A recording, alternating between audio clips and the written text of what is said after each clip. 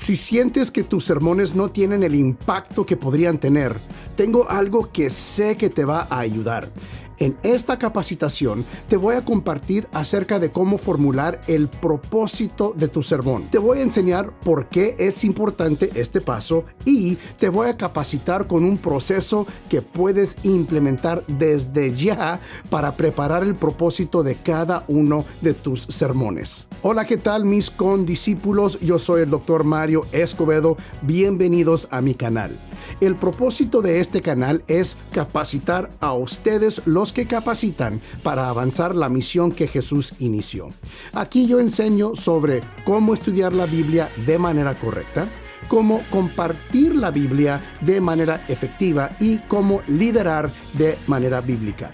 Gracias por tomar tiempo para ver esta capacitación. Te aviso desde ahorita que esta capacitación será más larga que lo acostumbrado, pero tengo mucha información muy buena que compartirte.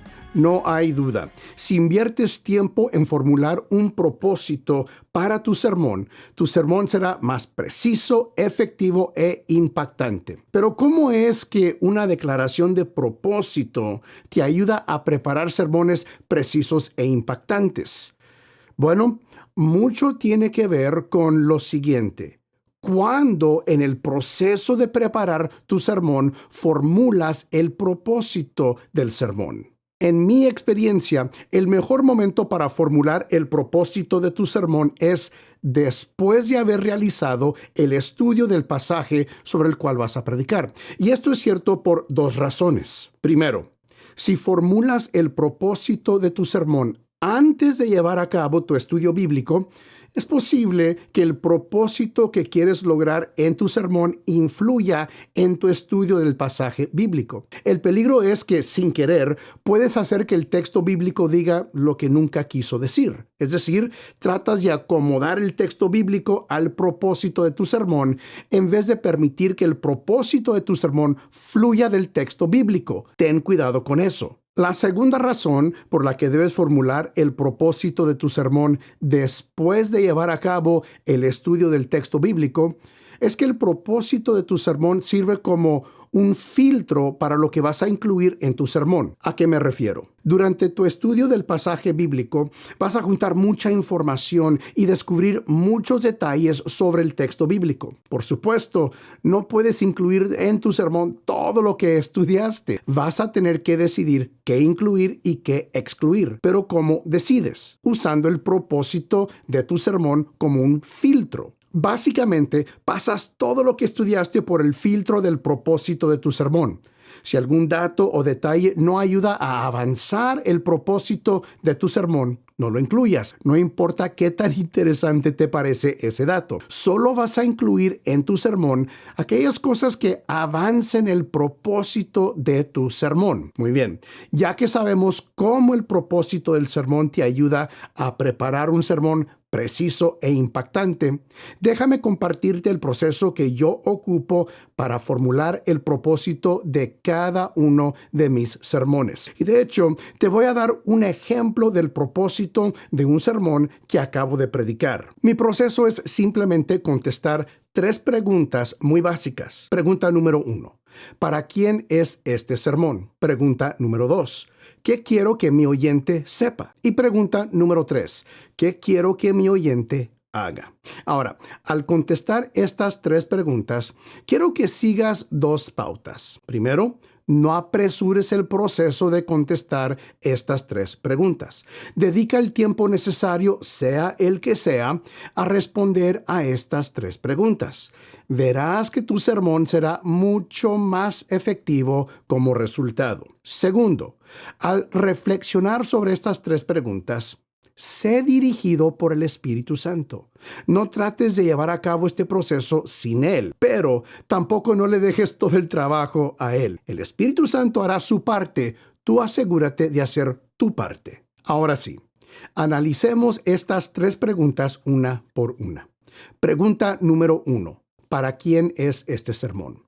Yo sé lo que estás pensando. Mi sermón es para todos. Quizá eso sea cierto, pero al preparar tu sermón debes tener en mente un perfil muy específico de la persona a la que le hablarás. ¿Por qué? Pues nada más piensa en esto. La manera en que le hablas a una persona madura en su fe es muy diferente a la manera en que le hablas a una persona que es nueva en su fe o incluso que aún está explorando el cristianismo. Las palabras que usas y el nivel de explicación que se requiere para ciertos conceptos depende mucho en la persona a quien te estás dirigiendo. Por ejemplo, si preparas tu sermón para personas que ya tienen un conocimiento bíblico, quizá no tengas que pasar mucho tiempo explicando por qué en Juan 4 Jesús cruzó por Samaria en vez de sacarle la vuelta. Pero si preparas tu sermón para personas que no tienen mucho conocimiento bíblico, pues vas a tener que explicar el odio que había entre los judíos y los samaritanos y por qué era tan escandaloso que Jesús decidió pasar por Samaria. ¿Te das cuenta? Lo que incluyes en tu sermón depende en gran parte en para quién estás preparando tu sermón. Ahora, hay que reconocer que si predicas en una iglesia, van a haber muchos diferentes niveles de madurez espiritual y de conocimiento bíblico representados. En ese caso, lo que yo hago es que me dirijo al nivel de menos conocimiento bíblico. Porque lo más probable es que la persona con poco conocimiento bíblico no va a asistir a nuestras clases de discipulado que ofrecemos entre semana. También es muy improbable que esa persona esté leyendo la Biblia en su casa. Tengo que aprovechar de que se presentó a un servicio y hacer el mensaje lo más entendible para esa persona. Ahora, un ejemplo de cómo puedes contestar la pregunta, ¿para quién es este sermón? No hace mucho que prediqué sobre Marcos 5 del 21 al 43, cuando Jesús sanó a una mujer que había padecido de un flujo de sangre por 12 años. Después de estudiar el pasaje e identificar su idea exegética, comencé a formular el propósito del sermón. Me hice la pregunta, ¿para quién es este sermón? Esta fue mi respuesta. Este sermón es para la persona que siente que Jesús no está interesado en ella. Decidí en este perfil de persona porque en mi estudio del pasaje deduje que así se sentía la mujer con el flujo de sangre. La Biblia dice que ella se acercó a Jesús por detrás. ¿Por qué por detrás? Bueno, el texto bíblico no dice por qué, pero yo pienso que esta mujer pensaba que Jesús no estaba interesado en ella o que no tenía tiempo para ella. Jesús iba en camino a la casa de una persona muy importante en ese pueblo, uno de los jefes de la sinagoga. Viendo que Jesús estaba ocupado con una persona tan importante, quizá la mujer pensaba, Jesús no tiene tiempo para mí, no está interesado en mí. Y sabes, hay mucha gente hoy en día que piensa así. A esas personas quise dirigir este sermón. ¿Te acuerdas cómo dije que el propósito de tu sermón sirve como un filtro? Bueno, date cuenta de que ahora que yo sabía para quién es este sermón, pude filtrar todo lo que aprendí durante mi estudio del pasaje y solo incluir los detalles que serían de mayor provecho para una persona que siente que Jesús no está interesado en ella. Nada más con saber para quién es este sermón, me ayudó a comenzar a decidir qué incluir y qué no incluir en mi sermón. ¿Te das cuenta de cómo contestar esta primera pregunta te va a ayudar a preparar sermones precisos e impactantes? Espero que sí. Ahora bien, preparar el propósito de tu sermón es solo uno de los pasos indispensables en el proceso de preparar un sermón. Aunque aprender a formular el propósito de tu sermón te va a ayudar muchísimo, aún hay mucho más que hacer para preparar un sermón impactante. Si eres alguien que desea aprender a predicar, pero no sabes por dónde o cómo empezar, tengo buenas noticias para ti. He preparado un curso titulado Sermones que Transforman. En este curso te enseño paso por paso un proceso para preparar sermones arraigados en el texto bíblico. Este curso te ayudará, ya sea que tienes un poco de experiencia como predicador o si estás comenzando desde cero. Te invito a que te registres para una sesión informativa en la cual te comparto todos los detalles del curso, incluso el costo. Para registrarte para la sesión informativa gratis, visita mi sitio web marioescobedo.com/predica. Ahí te espero. Ya que sabes para quién es este sermón, la segunda pregunta en el proceso de formular el propósito de tu sermón es: ¿qué quiero que mi oyente sepa? Debes definir claramente lo que es que quieres que tu oyente sepa como resultado de escuchar este sermón. Pero no estamos hablando de cualquier oyente. Estamos hablando del oyente que identificaste cuando respondiste a la primera pregunta: ¿para quién es este sermón? Yo sé que hay mucho que quieres compartir en tu sermón y mucho que quieres que tu oyente sepa, pero vas a tener que ser conciso y preciso y decidir qué es lo más importante que tu oyente se lleve de este sermón. Básicamente, lo que estoy diciendo es que tu sermón debe ser de un solo punto. Y el único punto de tu sermón será lo que respondas a esta pregunta: ¿qué quiero que mi oyente sepa? Quizá la idea de predicar un sermón de un solo punto te suena un poco contra la intuición. Dirás, ¿acaso no es mejor que al escuchar este sermón mi oyente tenga la mayor información posible? Teóricamente, quizás sí. Pero, en términos prácticos, es una ilusión creer que tu oyente se va a acordar de toda la información que compartiste en tu sermón. Nada más piensa en un sermón que predicaste donde elaboraste 3 o 4 puntos. Unos días después de haber predicado el sermón, ¿te acordabas tú de los 3 puntos de tu sermón así como los compartiste en tu sermón? Posiblemente sí, pero tú invertiste mucho tiempo estudiando, preparando y repasando esos puntos. Ojalá que sí te acordaste de tus puntos. Pero tú sabes que hay veces que tú batallas para acordarte de todos los puntos de un sermón que tú mismo predicaste. ¿Qué esperanza tienen tus oyentes de acordarse de 3 o 4 puntos que escucharon una sola vez en un sermón de 30 minutos? Pues no mucha. En mi experiencia, predicar un sermón de un solo punto aumenta la probabilidad de que el oyente retenga lo que es de mayor importancia. Y he allí el poder de contestar la pregunta: ¿qué quiero que mi oyente sepa? No contestas esta pregunta solo por contestarla. No.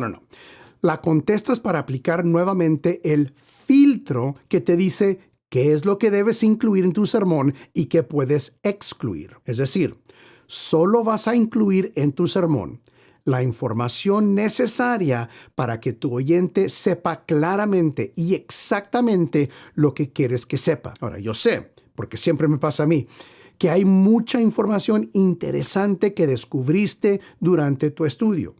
Y tienes una emoción de compartir esa información con tu oyente. Pero compartir información interesante solo por compartirla realmente no es un método efectivo. Recuerda que no estás tratando de impresionar a tus oyentes con la información que aprendiste. Tu meta es facilitar cambio y crecimiento espiritual a través de un encuentro con la palabra de Dios. Para que eso suceda, tienes que ser intencional en lo que escoges incluir y excluir de tu sermón. Entiendo que será un poco difícil acostumbrarte a implementar esta forma de pensar, pero créeme, vale la pena.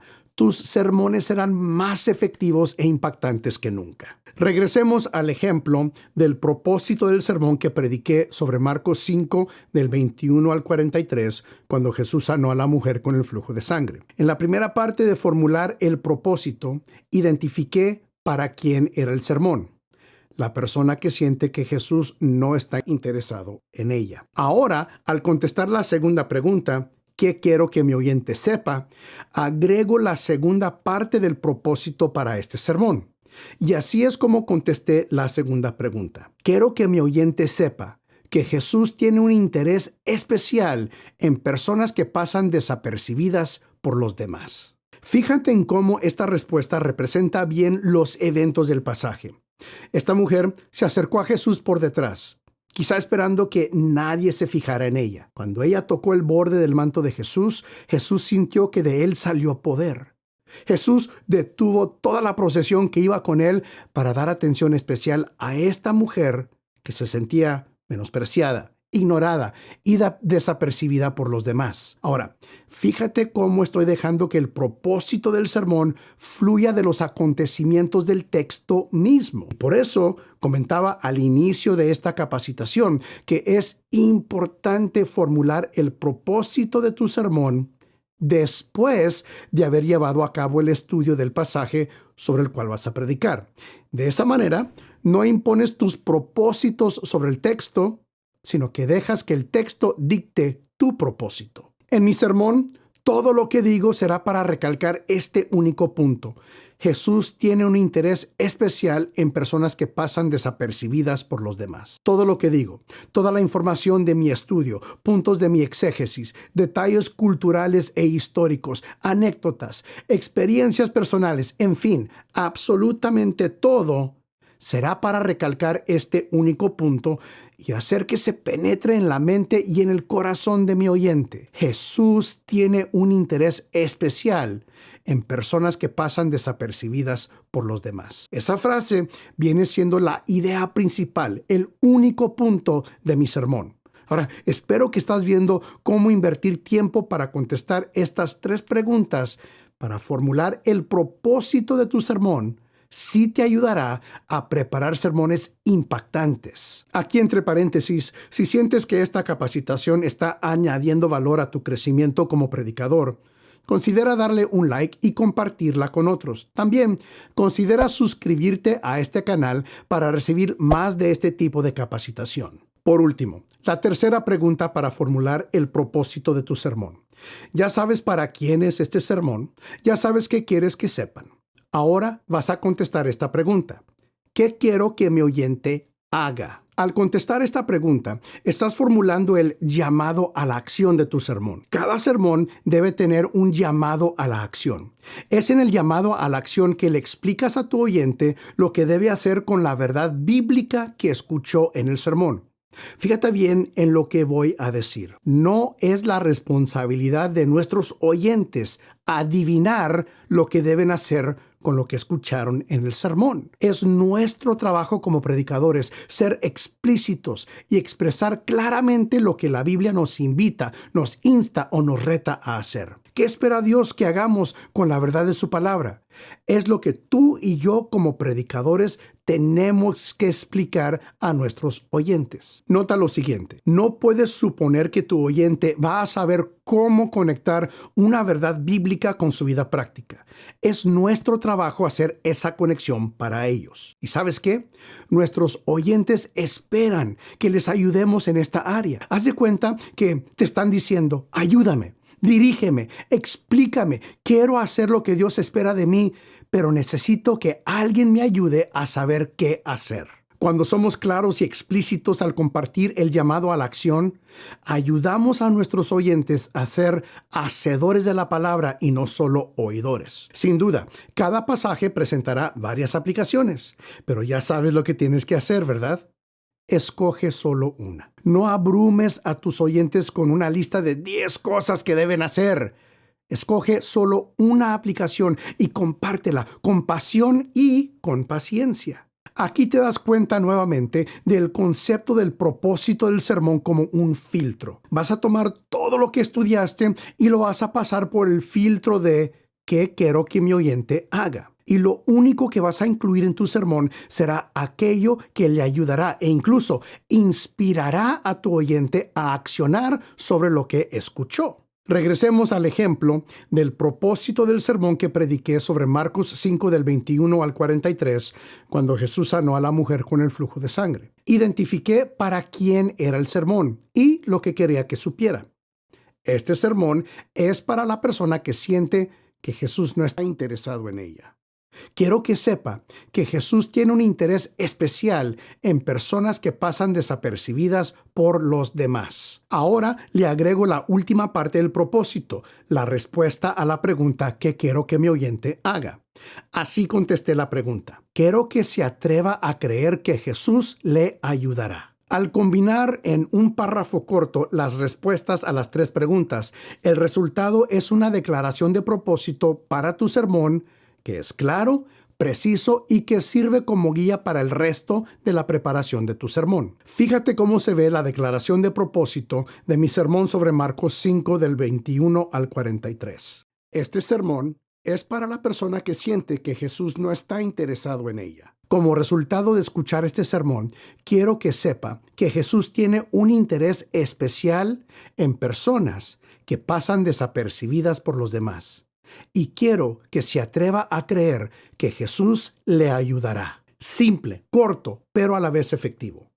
Ahora, cuando es tiempo de preparar el bosquejo del sermón, paso todo por el filtro del propósito de este sermón para saber qué incluir y qué excluir. Ahora te voy a presentar un reto. Toma un sermón que estás preparando para predicar o que ya predicaste y aplica este proceso para preparar el propósito del sermón. Enseguida, ¿qué tal si nos compartes en los comentarios de este video el propósito que formulaste? Solo escribe en los comentarios la cita bíblica del sermón, no el pasaje completo, solo la cita, y tu párrafo corto que expresa el propósito del sermón.